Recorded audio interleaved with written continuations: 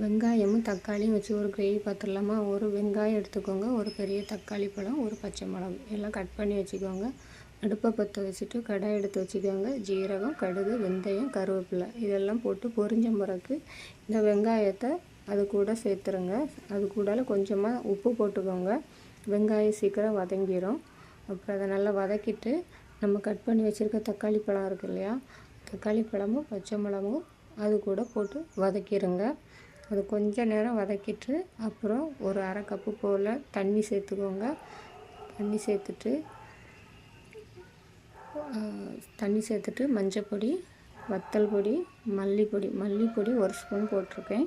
காரத்துக்கு தகுந்தபடி நீங்கள் வத்தல் பொடி போட்டுக்கோங்க. போட்டுட்டு இதை மூடி வச்சு ஒரு 10 நிமிஷம் வேக வச்சுருங்க.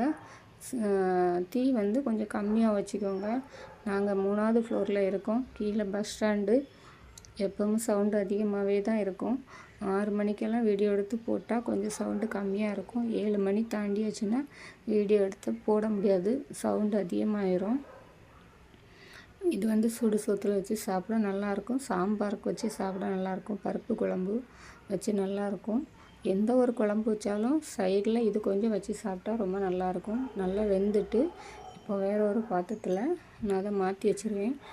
எப்படி இருக்குது பார்த்தீங்களா? நல்லா இருக்கு இல்லையா? நீங்களும் ட்ரை பண்ணி பாருங்கள். நம்ம சேனலுக்கு சப்போர்ட் பண்ணுங்கள், சப்ஸ்கிரைப் பண்ணுங்கள், லைக் பண்ணுங்கள், ஷேர் பண்ணுங்கள். Okay, bye, see you.